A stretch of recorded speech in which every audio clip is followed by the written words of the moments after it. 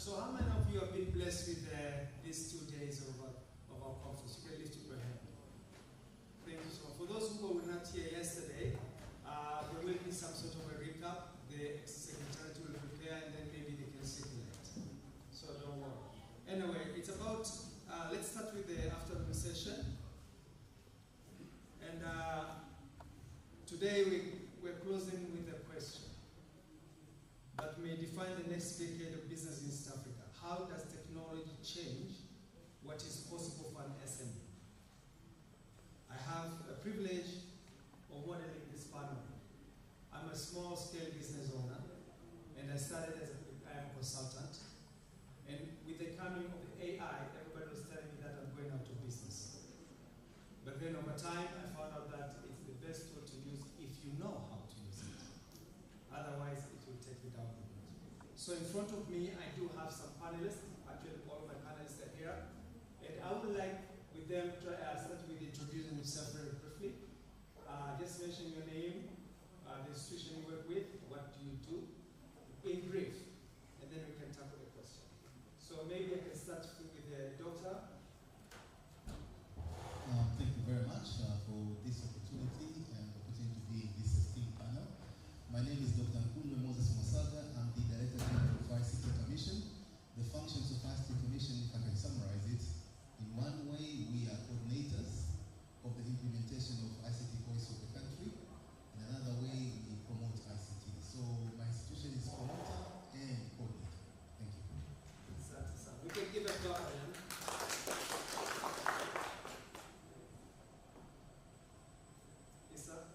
Thank you so much. My name is AI advisor for GIZ in the East African community. We are largely looking at regional collaboration for AI from everything, starting with research, innovation, capacity building, and harmonized strategy and policy. Thank you so much. Jason? My name is Jason Benedict. My name is Jason Benedict, and I work as a strategist with the Regent University Center for Entrepreneurship. But I'm also a consultant and have a consulting firm, and so I'm working with business leaders all the time, updating their tech stack, trying to keep abreast of the changes that are happening with AI. And so I'm not a technologist per se, but I do work with a number of tech startups. Good afternoon. Good afternoon. Okay, I know you are dozing, but you are here. Okay. I'm Dr. Elizabeth Nkoba. I'm from the Nelson Mandela African Institution of Science and Technology. I'm here today to represent the Vice Chancellor of our institute. When it comes to my own expertise, I'm the cybersecurity and artificial intelligence expert, and I'm a lecturer at the Nelson Mandela African Institution of Science and Technology. So what we do with our institution, we do research and innovation, we do training and skills development, we do outreach in terms of community engagement, and also we do incubation management to incubate our innovations. And it's not only that, why I'm here today, we do commercialization. Thank you.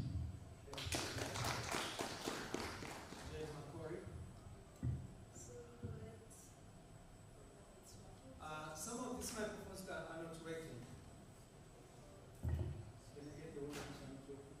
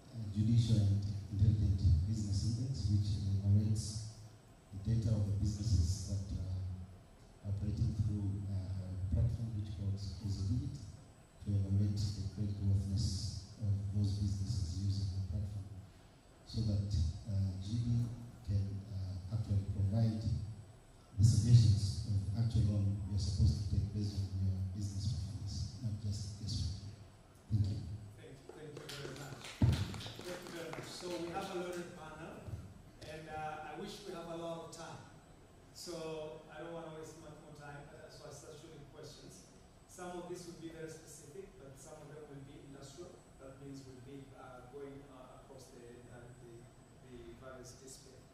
But the first question I would like to throw to Dr.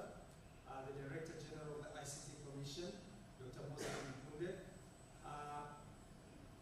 And maybe you can start the topic, but then after he responds, anyone among you who have an input can just take your hand and then we'll just go ahead and tackle it. So a lot of digital transformation initiatives for African SMEs come from the Western organization that digitize in every. So a lot of digital transformation initiatives for African SMEs came from Western organizations that digitize in a very different infrastructure context. Reliable electricity, broadband internet, formal banking. How much of what we have in the market today needs to be fundamentally rebuilt for our context? And what are some of the stage or some of the steps that your organization has taken to try and tackle this issue? Thank you, Brett. Thank you very much for that question. It's true. When it comes to maturity of digital transformation in different countries in Africa and in the world, there's a very much a difference. In the Western world, they started the process much earlier than us, and because of that, we find that most of the popular solutions, they come from that side. Because to perform or to reach the level where you say you have digitally transformed yourself, there are two processes that you need to, pass through them. One is digitization. That's the process number one. You change your processes and systems to be digital. And then process number two, digitalization. That is, you make all the system you've created in process number one to be able to interoperate together and to provide digital ID to your people. Many of African countries, they are in that level, and some they're in the first level. Tanzania is in the second level. We have created, basically we have digitalized most of the processes in the government. We, at the current moment, we have more than 800 systems that they are serving different services that government is providing. That is in the public sector. Private sector, they have even, I think maybe more than that. But the crucial things that we are doing now is to provide digital ID number, which we have, we call it Jamii number, and also to build DPI. So Tanzania is, I think, one of the leading countries in the continent that at least has the full stack of the DPI. And when we talk about DPI, we mean digital ID number. For our cases, we call Jamii number, but this is a national ID number which has been there more than 10 years ago. We built our interoperability exchange system based on the model of Estonia 3 years ago. And now we are in the process now of onboarding all the system to that system. And then another level is instant payment system. In Tanzania, instant payment system was completed, I think, 12 years ago by our central bank. So the crucial components that are needed in the DPI, they are there.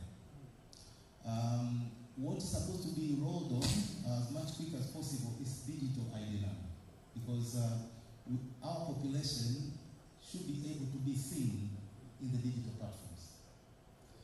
Now, I like your question because, in actual fact, for us to be able to create a common market in the continent so that SMEs will be able to get customers not only in Tanzania but in Kenya and other countries, we need to have DPI of Africa. We need to make sure that systems of countries in Africa, they are able to talk to each other. That's one. African countries need to deploy digital ID number, but it has to be numbers that they follow the same standard. Not to have, because we are like 54 countries, not to reach a point where each country has its own digital ID number with its own format. We need to have one format. And then we need to have an instant payment system, gateway for Africa. Once we do that, we'll create all these big market of 1.2 billion people that we have in the continent. And that is a great opportunity for SMEs. So if I talk about Tanzania, that infrastructure is already there. The issue now, there's a paradox of technology that most of us, I think we do understand. We have DPI, but then we need to train our people to understand first how to use it, how to onboard in their systems, how to take advantage of it. So those are the processes that we are doing now, simultaneously, that's what I can say. Providing digital ID number, train the expert, build awareness for SMEs so that they will be able to use all those systems. But, there's a big but. For digital transformation to happen equitably, there are other supporting infrastructure that they are not supposed to be there. One of them, electricity. Of course, the institution that supplies electricity to Tanzania have done so well. I think rollout of electricity has reached 90% in Tanzania. Right? And then the contents, they're supposed to be in a language that people they understand much better. Right? So there are issues of, well, there are other people that are comfortable with Swahili here. Right? So we need to be able to build things of that sort. Of course, AI comes. The language model in Swahili is supposed to be developed so that people will be able to take advantage of AI the way it is. So there are a number of things which are supposed to be done. Technically, you can finish everything, but building awareness also is very crucial so that people will be able. And the issue of cyber security, personal data protection, privacy, and consumer protections. So those are the things that are supposed to be done. Thank you. Thank you so much. Thank you so much. Yes, you want to add? So maybe I can also jump in and perhaps also share a bit of perspective in terms of the East African community and some of the things that are also taking place. So this year, the East African community validated the digital transformation strategy, and this also aligns very well with what DG has also spelled out. One of the key anchors is also DPI as a priority focus, and the reason for this is without the focus on digital public infrastructure that is what I call autochthonous to East Africa, then you end up bringing, say, solutions that perhaps might be replicated in the context of East Africa, but might not fit our particular context. So one of the things that pretty much even at the point at which, let's say, this strategy was being developed, and a lot of those considerations were being made in terms of now, let's say, the needs of, let's say, Tanzania compared to, let's say, the needs of now the Republic of, let's say, South Sudan, etc., is what do we need to do even as a region, and what are the different things we need to come together and perhaps even lay a foundation that will also put in place the digital guardrails and the different bits that we need to do to get us to where we need to be. So perhaps maybe when you're looking at now, let's say some of the bits are now touched on now, digital public infrastructure and also the related bits.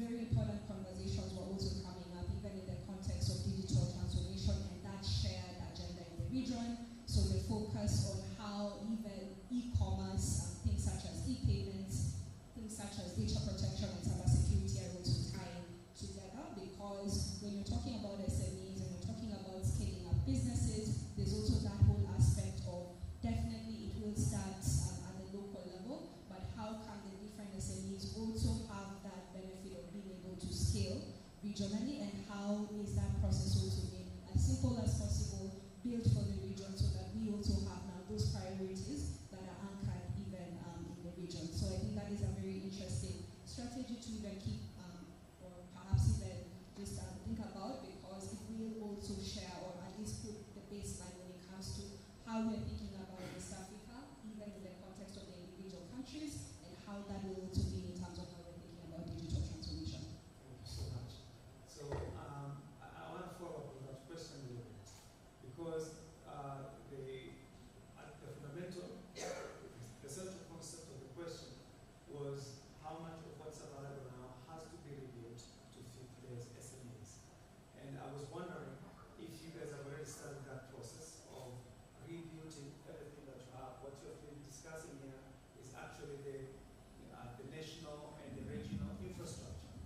but we are more concerned about the people who are on the ground and they need to use integrated technology so that they can advance their productivity. Briefly, I'll give you a chance. I see that Dr. Ray has dropped the microphone, so if you want to... Okay, all right, go ahead. Dr. Elizabeth for Nelson Mandela. I have a very specific question for you, by the way. So I'm looking forward to hear from you. Give that this one. Give us this one. Take out those one. Hello. I think I've heard. Yes. Yeah. So when you hear about higher learning institution, what comes to your mind? It's all about training, right? Yeah. So when you talk about digital technologies, I want to tell you this is not a luxury for SMEs. Digital technologies, these are necessary. They are very compulsory for you as SMEs.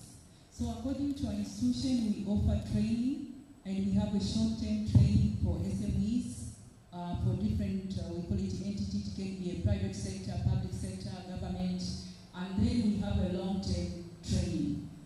And when we do our training, we also have a research part of it, where we call it co-creation. We call SME at our institution. We want to know what is your problem, because what we train is problem-based. We understand your problem, and then we sit down together and come up with a solution. So we have solutions in terms of even Maasai language, because the users are Maasai language. So we emphasize in localization, because we speak our local languages. And if you want the local, say you want this one to be Kimakoni, we can even come up with solutions with Kimakoni.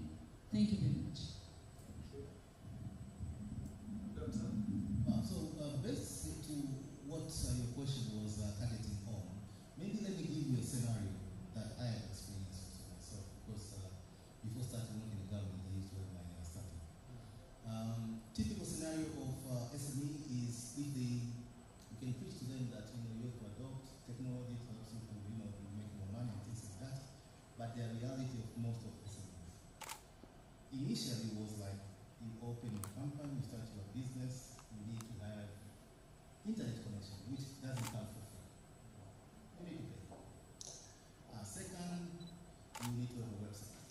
You need to get an expert who can design a website for you, and you need to retain that person, whether you like it or not.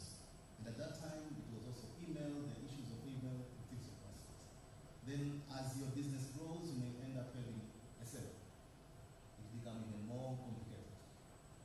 If you want to digitize the way you people can make payments to your business and things like that, we have all these MNOs, right? They come with a cost of transactions and all those things. So it's a burden for most of the SMEs adopting technology that way. That's the reason why we created DPI. Because DPI is shielding all those things that we used to face them before. In actual fact, DPI is equivalent of having electricity in your office. You plug in and start to use. So all the hassles, they'll be taken up by government, and SMEs will be plugging using those services, just like the way we saw it, for example, when we visited India. India, they have a lot of SMEs that they are providing, for example, payment solutions, just like the way Visa provide payment solutions, because the DPI has been built by their government. They just innovate on top of that. And this is what we are advocating, and this is what the government has done. So when you ask that question, please, national backbone of Tanzania was built by the government. We are building now the DPIs. We have national data center to make SMEs start to use all this infrastructure to support their business plan or business model that they have. So that's exactly the direction that we're going. Thank you so much. Thank you so much. Now this next question primarily is and Jay, but anybody else can actually intervene. I know Engineer Kabenda. I know you used AI a lot. This question is with regards to the AI. So AI is often presented to the SME as a future technology. Everybody's like, you need to use AI, you need to use AI. Something to prepare for. But there are AI-powered tools that are available today that a Tanzanian SME with a smartphone and a modest data plan could start using this week. Based on your work, and especially you are with AI as Alliance and stuff like that, what are the 2 or 3 most immediately accessible AI applications for SMEs in this region? And what does adoption look like in practice? Sure. So, you don't need me for that question. Google can answer that question. I mean, but I'm still going to take it because I think one of the things that we need to consider for businesses is we can look at it in 2 ways. There is AI as an assistant for your day-to-day, which is help me do a business plan, help me write a marketing post, make a poster, the usual stuff. But then there's the side which is much more interesting for us, which is how does it contribute to the core business process? How does it actually add value for the business in reaching more customers, in making sure they're compliant with whatever regulations are in place, with making their product a better product? And that's the much more interesting conversation that comes up, because if you're talking about AI helping a business, go Google it, it will give you 20 different ones, try all of them. All of them have free packages. You can try whichever you like, pick one, just use it. You're done with the support your day to day. The more interesting part is the second part of that question, which is what are tools that they can actually leverage to support core business processes, and ones that leverage local development and local API, because we're not trying to ask them to integrate ChatGPT into every chatbot they make, which is currently what a lot of them are doing, which is because it is the most aware tool. Let me rephrase that. It is the tool that the SMEs are most aware of, and that's why they use it. If you're most aware of M-Pesa, you will use M-Pesa when you're thinking about it. But the locally developed tools that are coming up are not being leveraged as much. And I think this is where there is a strong opportunity for SMEs to leverage the academic and research network that Tanzania has, and that a lot of the EAC region has. We have significant applied AI research going on that has been going on in the region for decades at this point. And Nelson Mandela is a very good example. If you open their library of research papers, there are significant work that they're doing. I will always have heated discussions with them about the type of research they're doing, but there's an opportunity for an SME to go to the institution and say, hey, I have this business process that I'd like to make better. Can I work with a researcher of yours to make it better? Can we build something? Or you adapt and adopted existing technology to make my own business process better? Because every year you go to these universities when it's time for students to start choosing their thesis and their projects, and it's another question of which plant disease do we want to diagnose this year. It's always a question of which library system do we want to build this year, which electronic management. The students don't have the ideas because they're not exposed to the challenges that the SMEs are directly facing. The SMEs are directly embedded with the customers, with the problems. The students typically, especially in the African higher education life cycle, the one who is going for a master's just graduated their bachelor's. It's not as common for bachelor's work in industry 5 years and then it's like, okay, time to go for a master's. We start seeing that master's students are much more typically directly from bachelor's, going to their master's, what's next? Let me find a PhD scholarship. So they're not as embedded with the customer problems that the SMEs are the ones actually dealing with. So when they're asked to build the next AI product, the next technology solution, the next research, they're like, plant disease, let's diagnose this one. Cassava, banana, tomato, everything. I'm pretty sure at this point we've covered most of the major crops here. But there's a significant opportunity for leveraging the significant academic research network that we have in the region for SMEs to partner with the institutions and work on them. And maybe just very quickly on the DPI thing, I just wanted to give a practical example because this always blows my mind about what used to be a small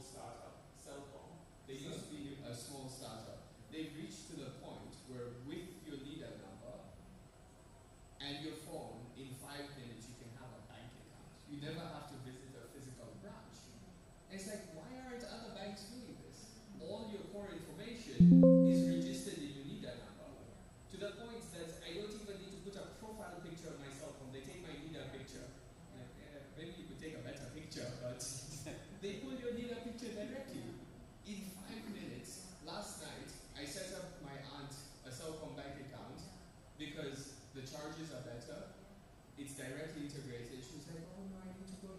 No, the infrastructure has been set up that even if some of it is imported infrastructure, the SMEs, the businesses, build interoperability between existing systems. So we don't always have to rebuild. Yes, long term might be better, but we can create those interoperability layers that allow the existing systems to work for our contexts. Yeah, so I'll literally build onto what Isa has said. So AI and the technology is not the goal. It has never been the goal. It's pretty much every single thing that perhaps someone who's running an SME, someone who's running their business wants to achieve. And now the technology will ideally come in and support that process. So something I actually wanted Isa to highlight was he was part of the team that was running one of our innovation challenges. It's the biggest innovation challenge that was taking place in East Africa. And ideally, when we were looking at that, it was mostly in terms of how can different players in the market, different innovators, come up with different products, leveraging AI, not just AI being perhaps the goal itself. And then now this was focused on now agriculture, trade, financial services, education. And going back to that is very many times when you're thinking about, say, AI, when you're thinking about, let's say, what we need to do even from a digital front, there's always that whole bit of trying to identify the technology first, and then now using that technology to see what needs to be built. But ideally, perhaps, maybe the conversation that would also gain a lot of value in terms of how we're looking at how we're scaling up our SMEs is trying to see what does a good business sort of now even look like. So even the example that Lisa gave, if perhaps the goal is actually to simplify the process, if we're leveraging some of those tools, and pretty much a lot of these solutions, we have already been using them. It's just that sometimes we do not call them, oh, these are AI tools. The minute you have, let's say, a tool that is actually capable of perhaps even improving itself in terms of its processes, ideally in some way, even if it's in a rudimentary sense, you are leveraging AI. Definitely there has always been that whole focus on Gen AI, on perhaps the ones which have actually been highlighted over time, but it's also taking it back to the very first question that we had, where when we're looking at our region and the things that need to be built, let's say in the context of Tanzania, in the context of East Africa, what are some of those things that we can even build here when we have, say, enough compute? That is why even when we're looking at, say, the strategies that are actually being developed right now, a very key focus for us, even as advisors, has been how do we actually implement this for the region? When we're talking about, let's say, that SMEs need this and this, do we have the fund that can actually assist with, let's say, ensuring that we are getting the right amount of, let's say, compute, the right kind of, let's say, development that needs to take place in East Africa, so that we are also building in such a way that the SMEs themselves can actually harness this and do what they need to perhaps put together and get them to where they need to be. And I think one very interesting thing that's also taking place, in as much as perhaps it might seem a bit disconnected from the SME conversation, is the whole conversation on bankability and the bankability of, let's say, DPI project. So the link is, if we have bankable projects which perhaps also ensure that we're getting the right financing that will lay the foundation for, let's say, the DPIs, including AI infrastructure, then you end up in this situation where we actually have now, let's say, the right foundation so that we can develop a lot of now, let's say, the tools. We also have now, let's say, the capacity to be able to build with these AI tools that we will develop, and then now the SMEs would pretty much ideally be leveraging this foundation that will be set. So there's so much that's happening, and it's also great to see how every single thing that's also happening is also interconnected.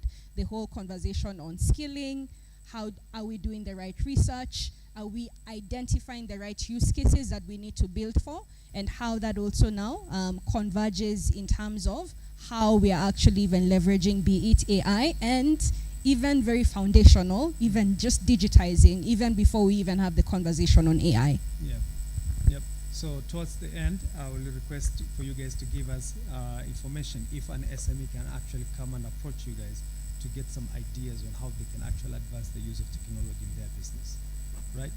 Okay. But, Engineer, I know you use a lot of technology.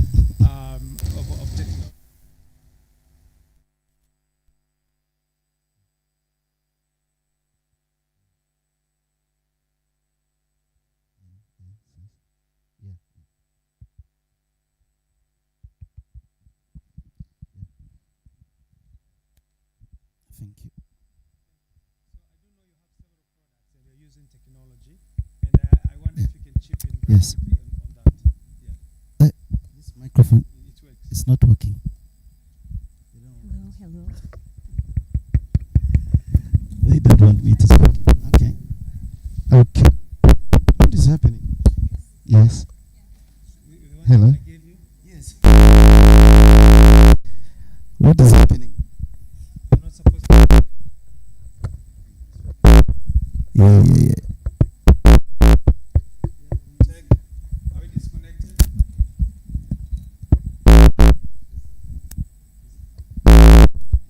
No, nothing. We're totally gone now.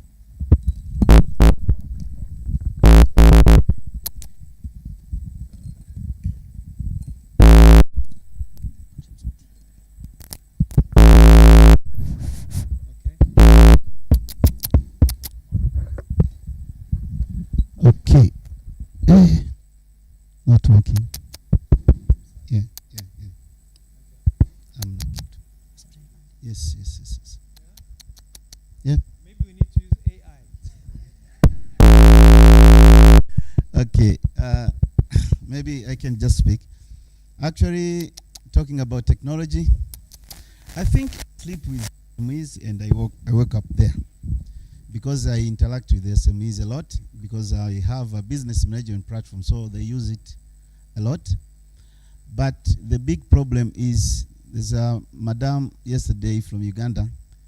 She said SMEs moving from S to M. So many are in S. There are so many are small and few are medium. So as I speak, there are so many graduates in our universities who graduate while they don't know how to use computer in this generation. And universities are not bothered maybe to enforce that if you come to university, come with your laptop. And this guy, you want now him to use AI. Because AI is garbage in, garbage out. You can't tell AI what you don't know and you expect it gives you the answer that you know. You can ask it anything and it will give you an answer, but do you understand that answer? So the problem is not using AI. Even these technologies, actually I'm promoting businesses to use business management platform so that they can manage their inventory, they can know at what time they can reorder.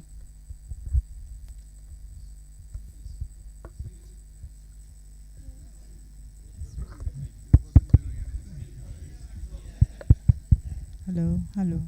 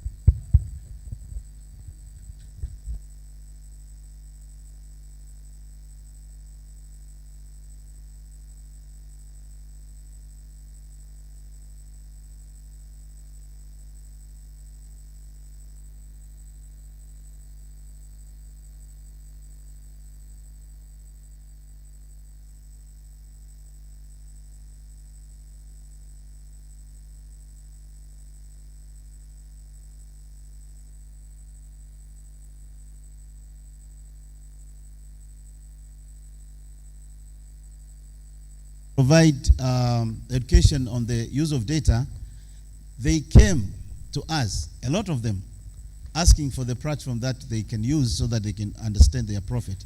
But I came to realize that Mangi's shop cannot, because on the system we have something called SKU, which is a stock keeping unit. It's like a supermarket. You have to put everything in units. So you cannot tell Mangi's shop to apime robo, nusu, ziwepo tu, kija unachukua. So I had to think, what should I do?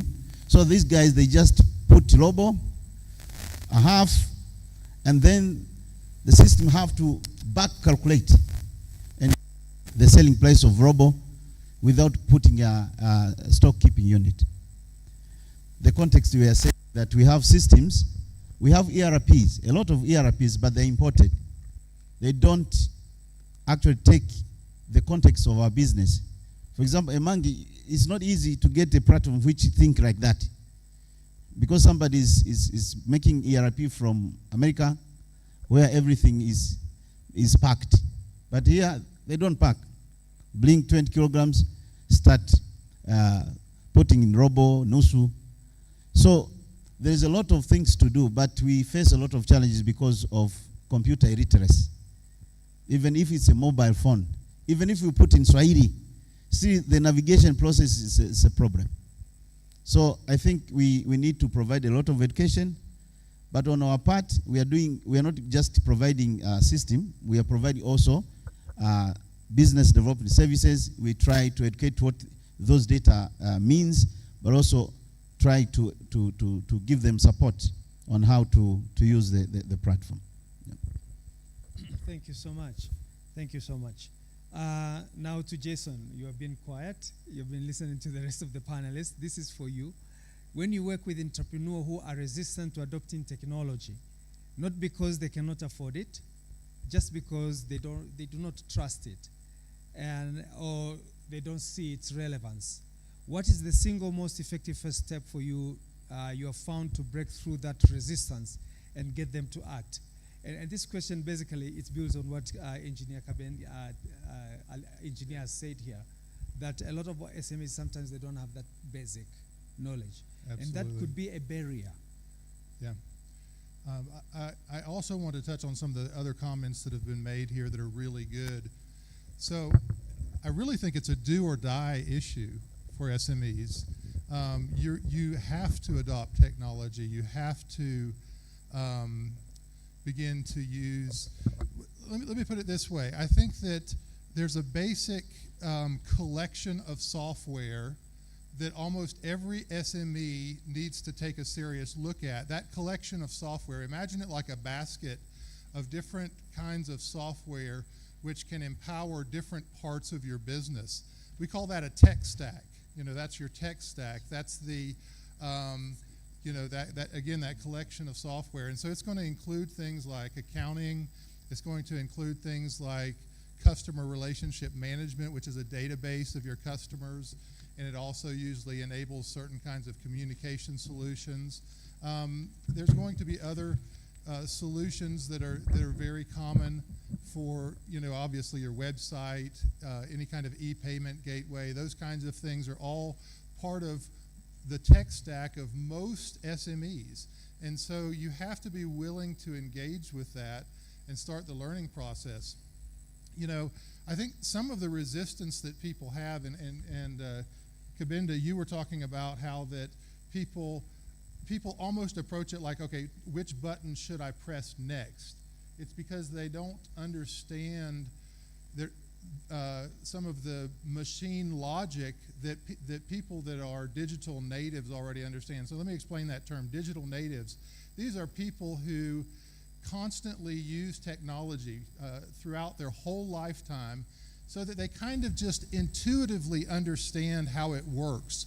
Well, when I'm dealing with my mother, who's a wonderful woman, but when I'm trying to help her understand how to use software, because even in her 80s, she's still trying to learn new things, but she sometimes approaches it like, okay, so after I do this step, which button should I push next? Well, it's not like that. You have to familiarize yourself with how these systems tend to work.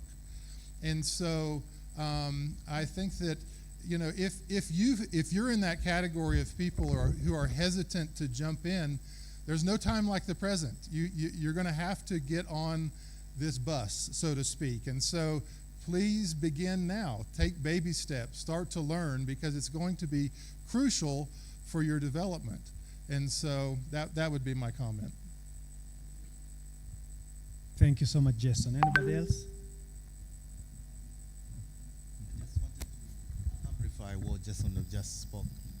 The tech stack is what we are talking about, DPI, basically. Yeah, it's a common systems that you can, for example, in the case of the government, we look at national digital ID system to be able to talk to each other, and payments, because almost everyone needs those systems. But if you look at, let's say, cohorts of SMEs who are in tourism, you might discover that maybe they also need some other system which is common to everyone there. So you can build a tech stack depending on SMEs in different areas.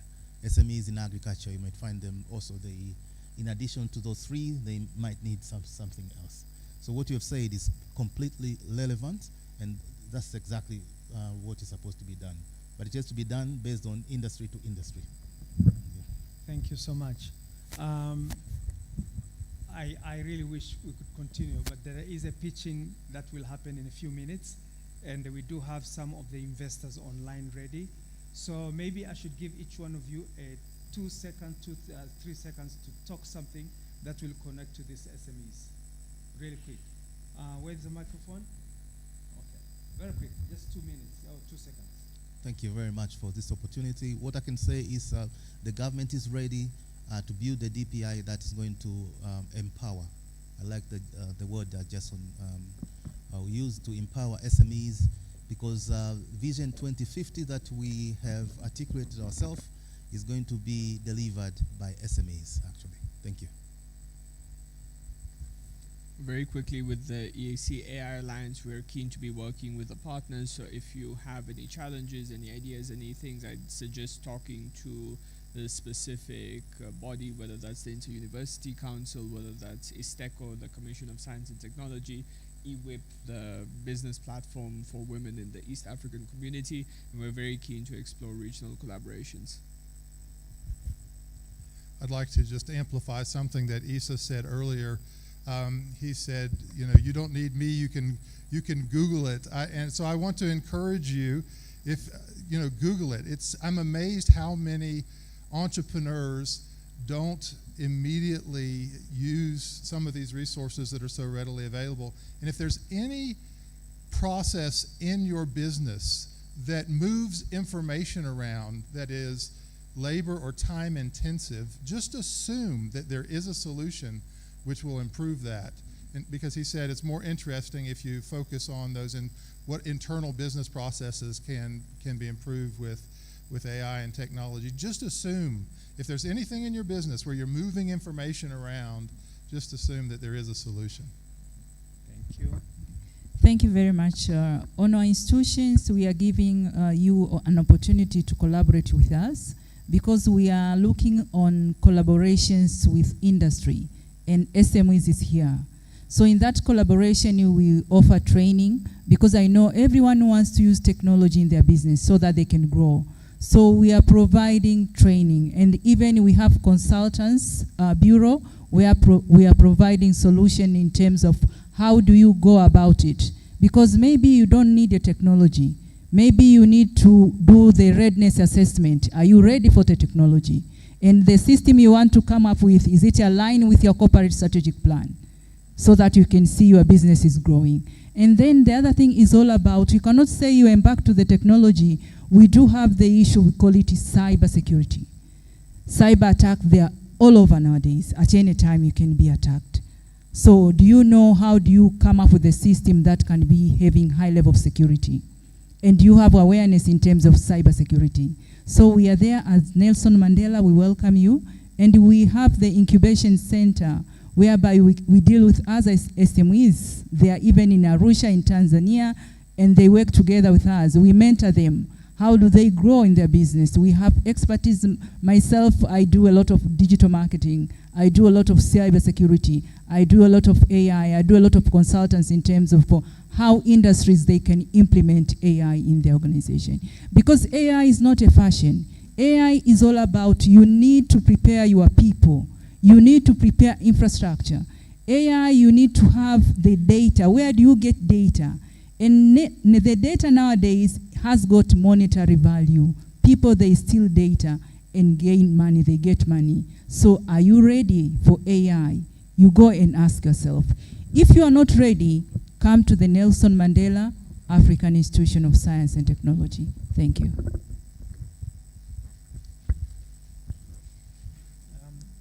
Yeah. So I'll just highlight just a few things, and one of them is when you're looking at perhaps having the best way forward when it comes to a lot of these conversations, be it digital transformation and AI, ideally the strategies we put in place are the ones that will define a lot the things we do. And one of the strategies I'd also mentioned a lot earlier was now the digital transformation strategy, which has now been validated by the 8 partner states of the East African community. And currently we are in the process, or the community is in the process of validating the AI strategy.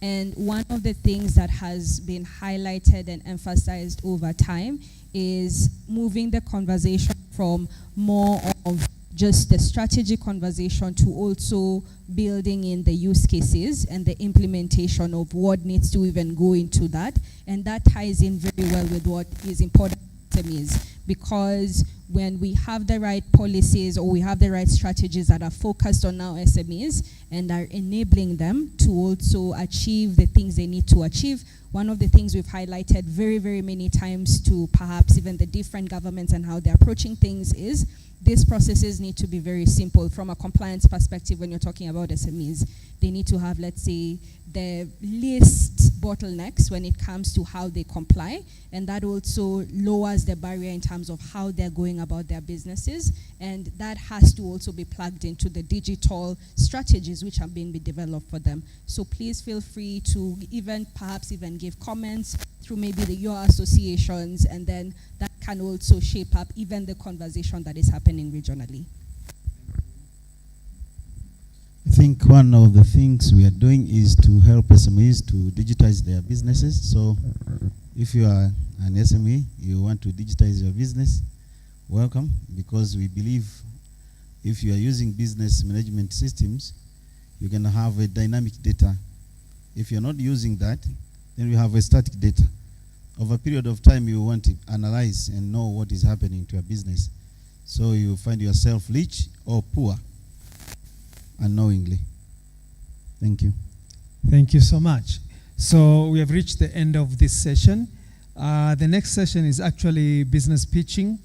And thank you so much, panelists. Your input has been very informational. And tunafurahi sana, asanteni sana. Please.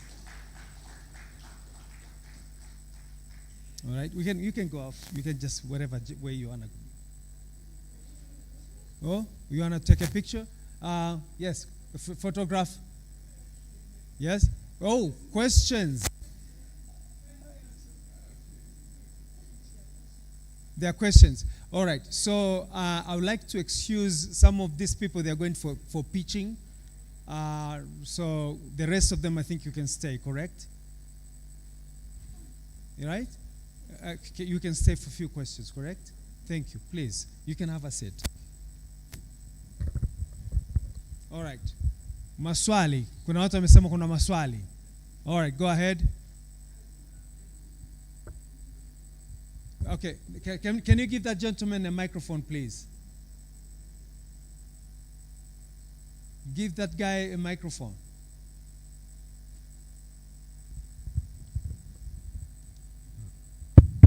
All right, they've given someone else. I'll give next opportunity to you, sir.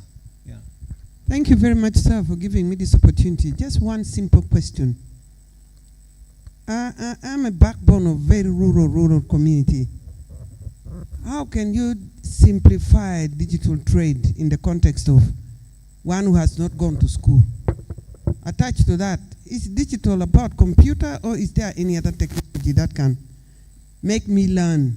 At my age, to crack my brain is not very simple. And then to a person who never went to school but is in real business, it's difficult to crack that brain. What kind of, first question, how can we simplify digital trade? Secondly, what kind of technology can make my trade continue without being left behind? Thank you very much.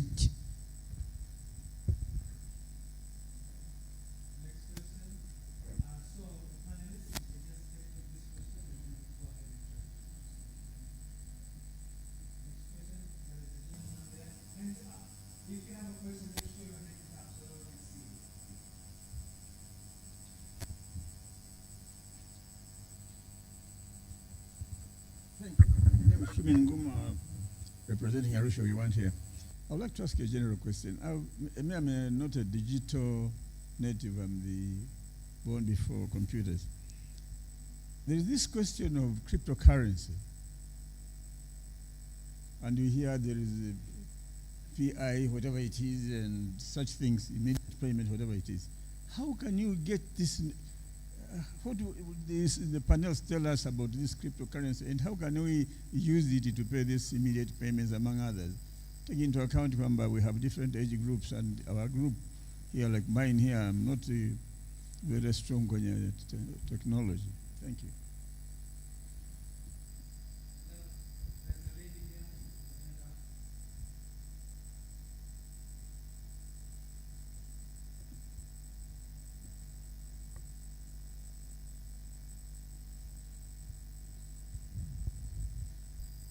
Thank you. If I can just say, my auntie there says she has not gone to school, and I've heard the comment again.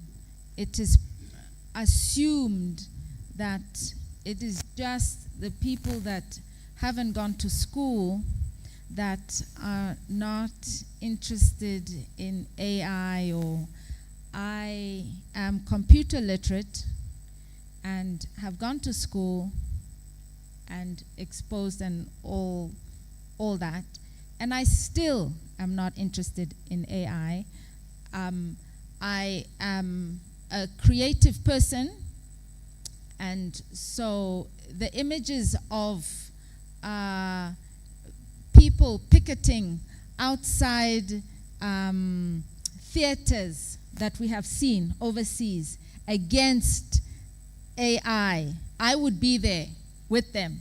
That's something that I would be doing, because in our minds as a creative people, we think or believe that AI is taking the creativity away from us, that I can no longer use my pencil to draw, or my paintbrush, or my voice, or my etc. Anyway, my question is to the Nelson Mandela Institute or College Institute. You did catch my interest as you were speaking. That it sounds fantastic. I could definitely be collaborating with your students, I think.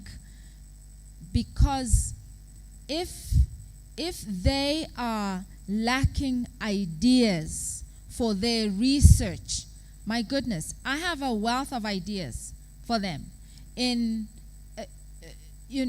interior architecture, design and decorating, in landscaping, in hospitality, ingredients for meals in a restaurant, that sort of thing. I mean, you really got me thinking that, okay, maybe I could be interested in AI after all, if my creativity is not being taken away from me, if I can collaborate.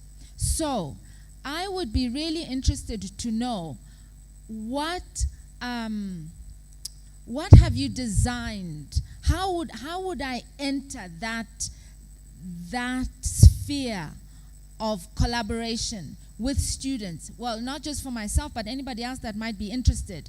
How could that work? Because I am now interested and would like to know how that would work. Thank you.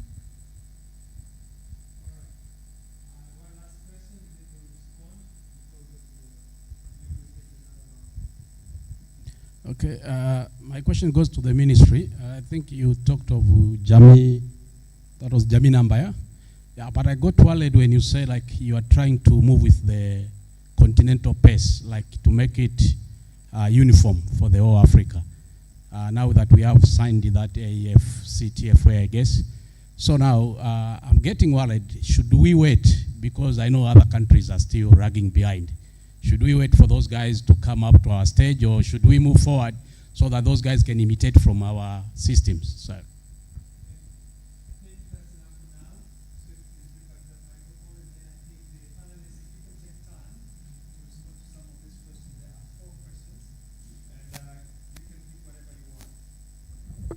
I'll start with the easiest one, the one that gentleman is talking about.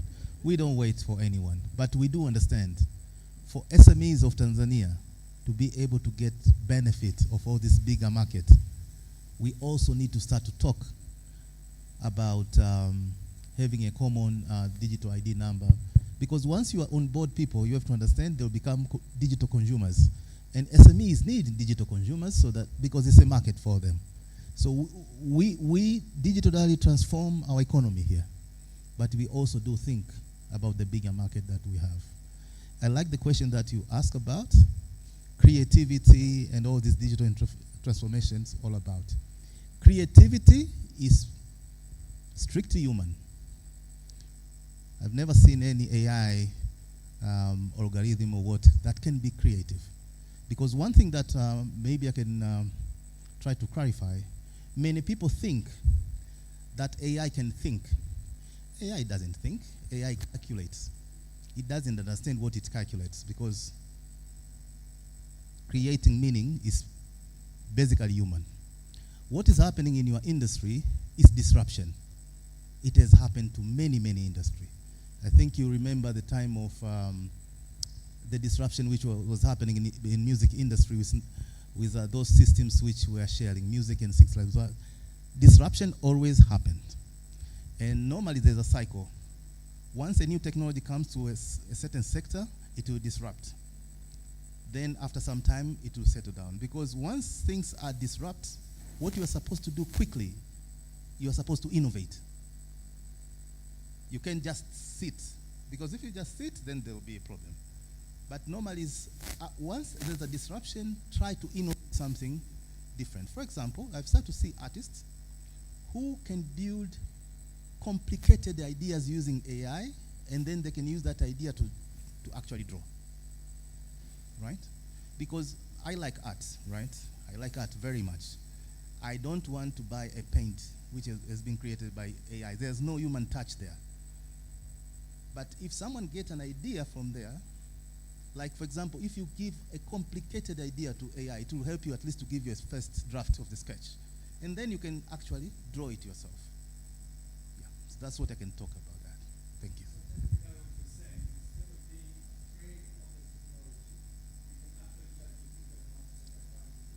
I'm telling you that, well, we don't have enough time, but if you read the time that a car was discovered in this world, because before that, cars used to be pulled by horse, right? Then when they discover a car, they had the same discussion like the one we're having now.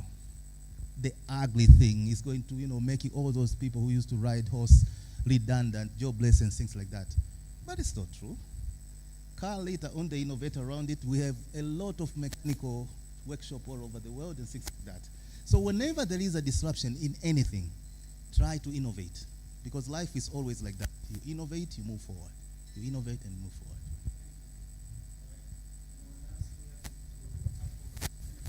Yes. Thank you very much, moderator.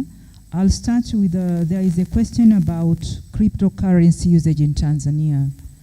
So when you talk about cryptocurrency, we have seen there are different countries, they use cryptocurrency.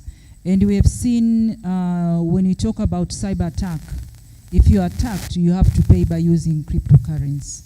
But according to the government of Tanzania, there was a research that was conducted by the central bank, the Bank of Tanzania, that involved even Tanzanians. And according to that particular study, it means the Tanzania is not ready for cryptocurrency.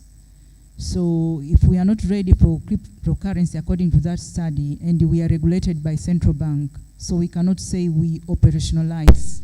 We are waiting for them to tell us if we are ready, or if we are not ready, we have to wait. Because issue of finances is regulated by central bank. And there is another question about digital training for adults. Is she around? Oh, okay, yeah, because maybe you have your mother, your auntie, they want to learn about digital technologies. So for any trainer, before you conduct a training, you need to do the needs analysis. You need to do the assessment. You assess that person you want to conduct a training. Because the training of your mother, your auntie, maybe your grandmother won't be the same as the youth. Because for them, they are very slow. So you even go according to their pace. Myself, I have like my aunties, also they want to learn about even how to read emails, how to use their mobile phone, to use WhatsApp. But for them, I train them slowly. You train them today, tomorrow they've forgotten. So even the trainer should have patience. Because the way they learn is like very slowly, but at the end of the day, they will catch. If they'll catch even 20%, you say, that's very good. So in order to train adults, you should understand their environment, understand their situation, understand their needs, understand even what time do they really want to learn. Because there are some during the morning when you go there, they say, no, I want to start reading my newspaper. So I read my daily news, my Mwananchi, and then later on, maybe you come during the evening when I'm having my cup of tea. So training adults is very quite different. And you should be a person with patience. And sometimes you put jokes, because sometimes they sleep. I've been training adults. Sometimes they sleep. So how do you wake up them and then you start again? So patience is very important. And you should listen to them. If they say, sometimes they say, mwanangu imetosha, naona kama inatoka huku inatokea huku. You say, mama, today is enough. We'll continue tomorrow. So there is quite different how to mentor, we call it to teach the adults.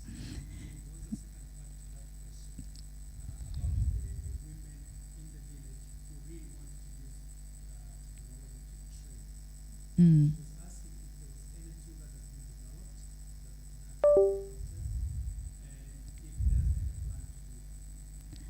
Okay, because when you talk about rural areas, we have issues in terms of connectivity in the country, if they have internet connectivity, and in the rural areas. So we put this assumption, there is internet, and they have smartphone, they have conducive environment. How do we train them in the villages? So for the time being, if it came to my mind to say this is the SMEs, they want this particular platform, I can say they're available, but they are not many. But you can also train them. And you train them, for them, when you talk about village, you should understand their culture in the village. In the village, they like to be in a group when you train them. It's not like someone isolated. Because for them, when you are training them, they want to know, you have understood. Hey, can you teach me? Sometimes they like even peer-to-peer. Oh, today I can do. So there is a way to train the people from village. For them, it's about group. You put them together. And then remember also, when you go to the village, when you are training them, you should give them, we say, if your training is for, let's say, the whole day, you should prepare breakfast for them. You should prepare lunch. And if it's maybe during the evening, you should prepare tea. Because for them, they have a kind of life they live in the village. They don't have so many things to do like us in the town. We are busy doing something else. So there is a way we train. Because even for us, in our institution, we also train the people from the rural, remote area, the Maasai people there. And for them, if you train them, there is a way. They don't want inside the class. Maybe they want under the tree. So you should be able to go under the tree and train them. So understand the environment and prepare your content of training them. And you should understand, when you go to the rural area, there are some people, they don't speak Swahili. So there are some area you need to have a translator. I give this example because I do have students and some researchers. We have research in the Maasai villages. When you go there, they don't speak Swahili. So we go with a translator.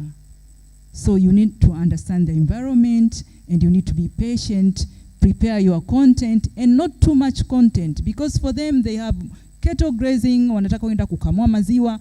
So you need to prepare your content in a very, not a big content for one day.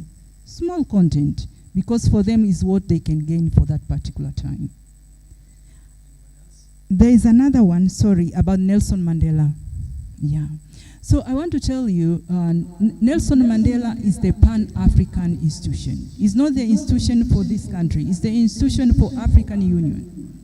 So we are covering students from 17 countries of sub-Saharan Africa.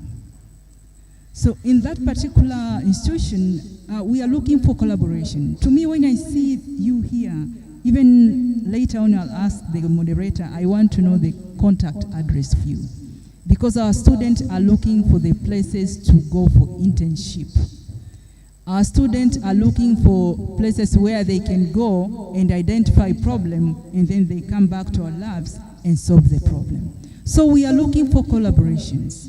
I'm here today and I'm very happy to be here. So I've seen today I have a lot of collaboration in this particular room. So the lady who said you want to have a collaboration with Nelson Mandela, we are open up. And after this meeting, anytime you can even grasp me. And then you are all welcome at the Nelson Mandela African Institution of Science and Technology. We are here in Arusha, so anytime you come to our institution, we are looking for you people, because we know you have a lot of issues. It can be maybe you have a kind of, let's say you have a wine, maybe you have made up wine by using banana, and then you want it to be, let's say you want to understand how do you label it, how do you do branding, how do you do this.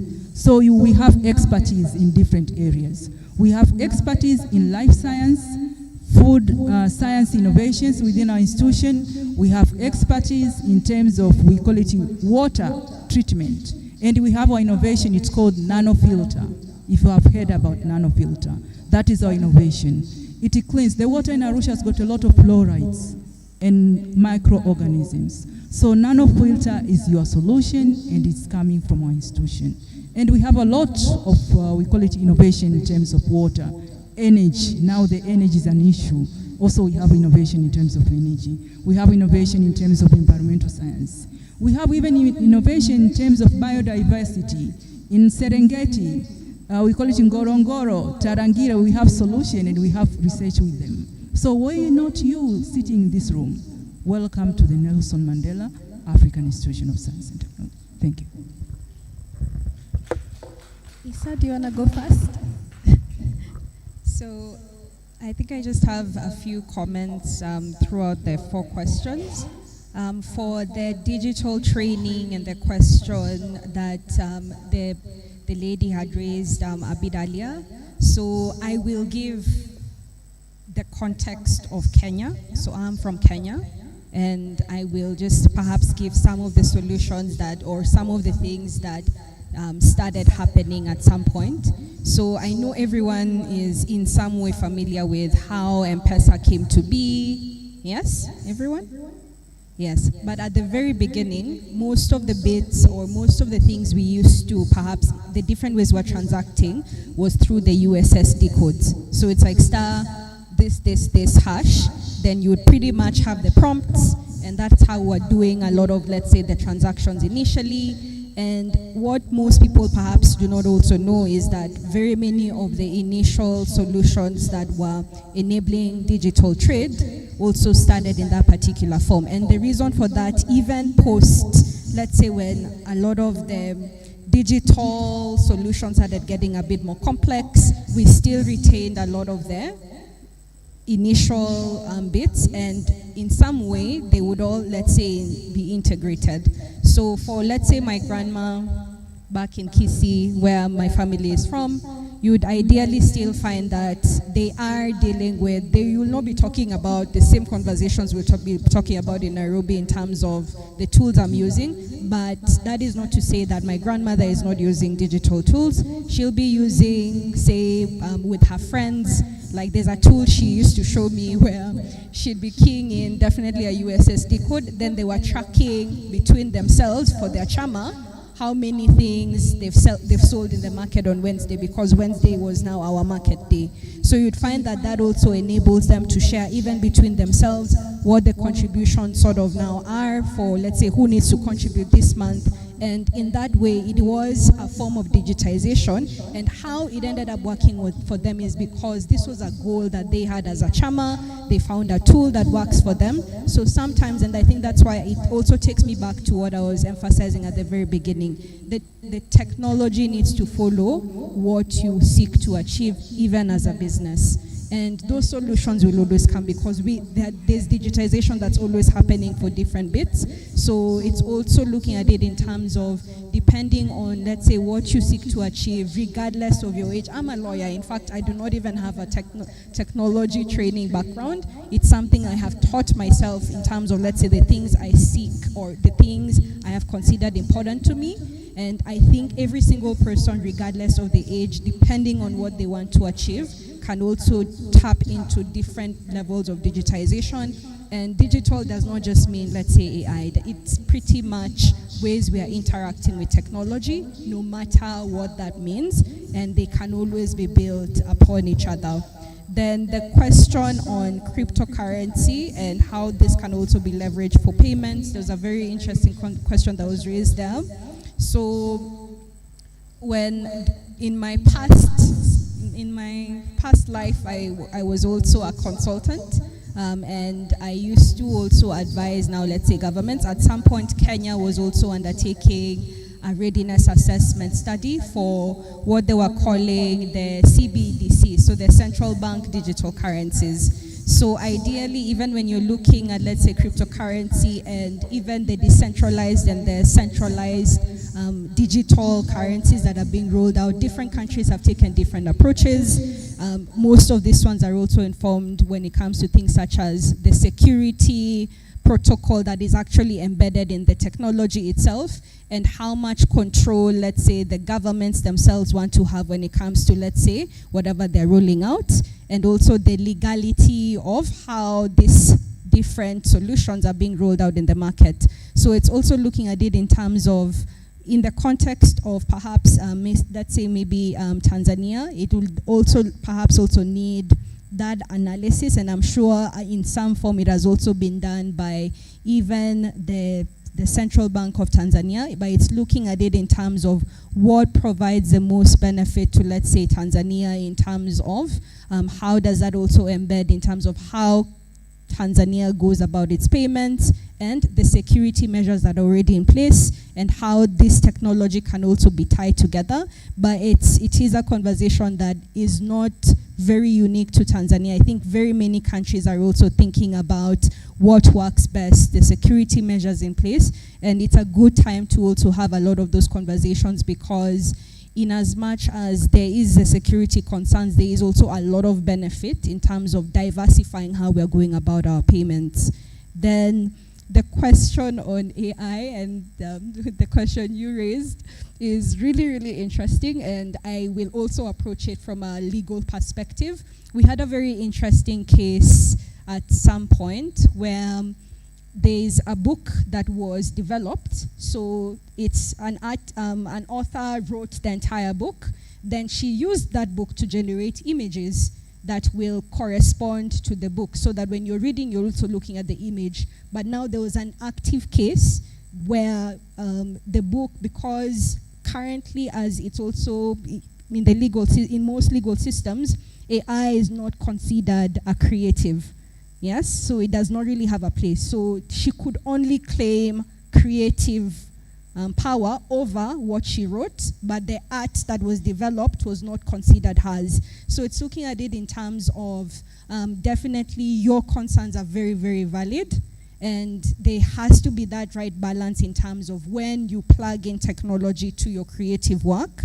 But most of the things which support your creative work can be digitized. You can use, let's say, the tools, but I think because of that very interesting divide, it might also make a lot of sense to also hone the creative aspect, see when it makes sense to bring in the technology, but creatives or the creative work can never, or perhaps would not really be replaced by now the AI. Otherwise, there's also that whole battle in terms of, can you still retain your creative authenticity if you are now using the tools to also develop your creative work? And that is something that keeps on coming up, even in the context of how people are coming up with, let's say, their music now, and they're using, let's say, a lot of these bits. So who owns that music? Is it perhaps the entity that developed the tool that has developed the music, or is it the person who put in the prompt to develop the music?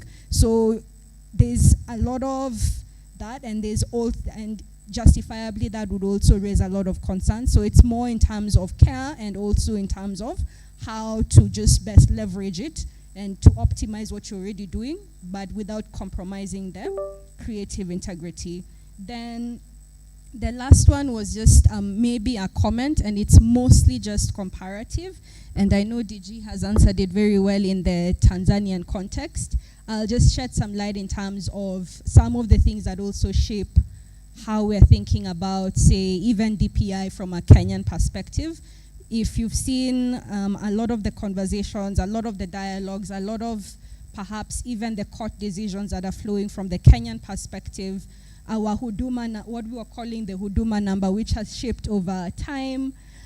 There's also been a very big conversation in the background in terms of what that means in terms of our data protection and the security that comes from collapsing a lot of the data into a very centralized system, and how that would also provide a lot of power to government in terms of how they are controlling our data.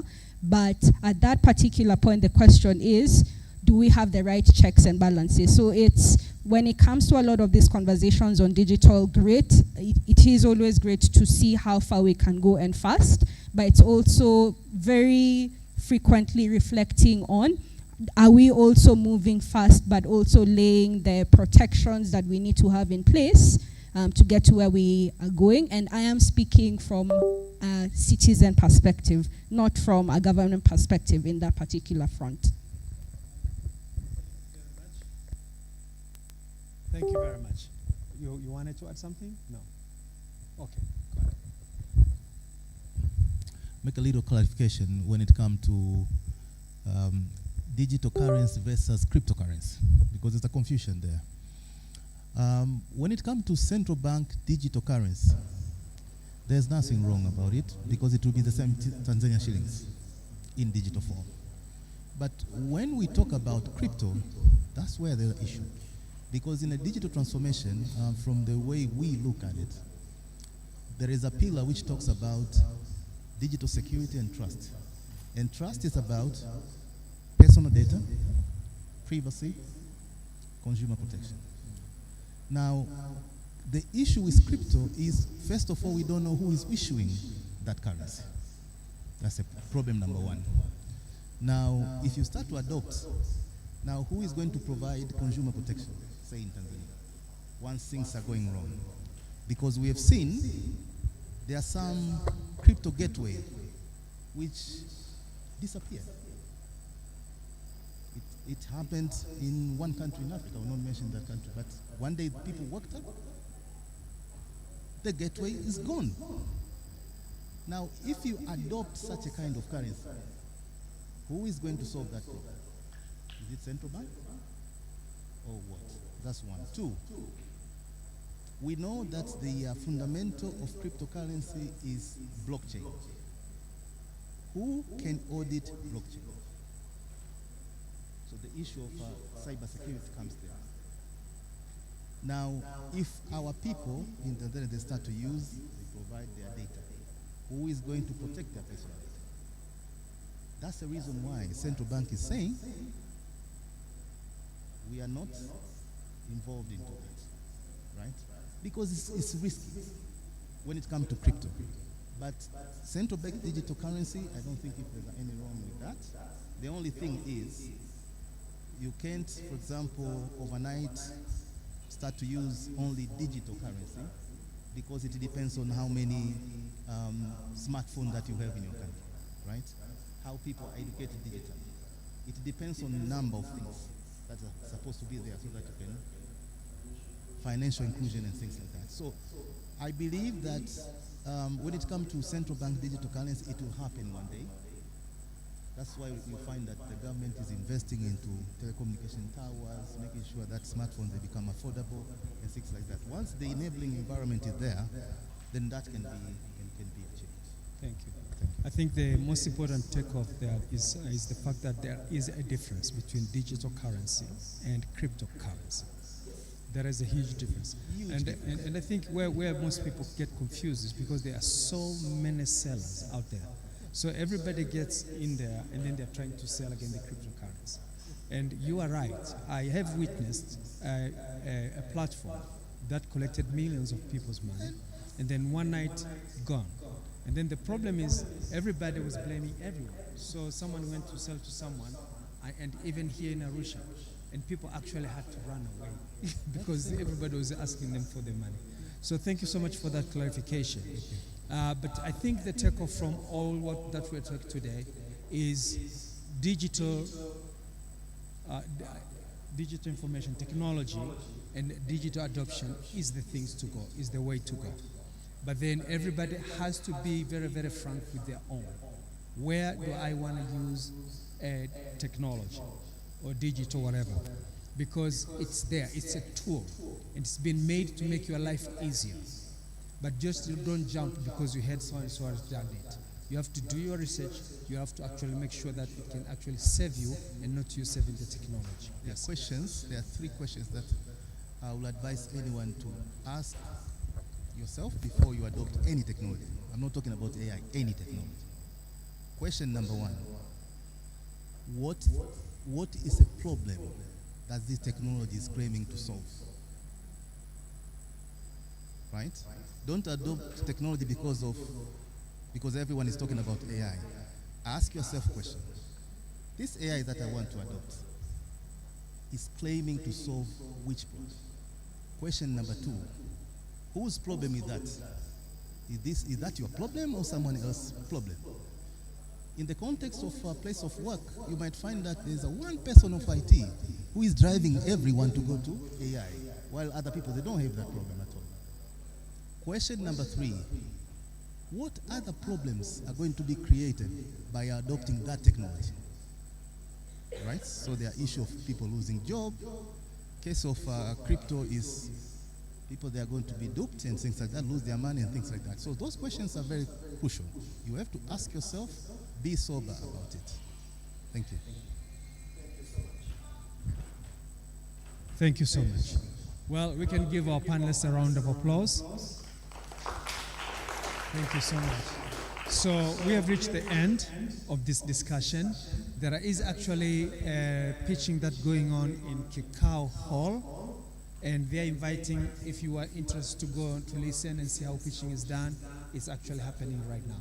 So with those information, thank you so much. And for the rest of us, the evening is yours. Asanteni sana.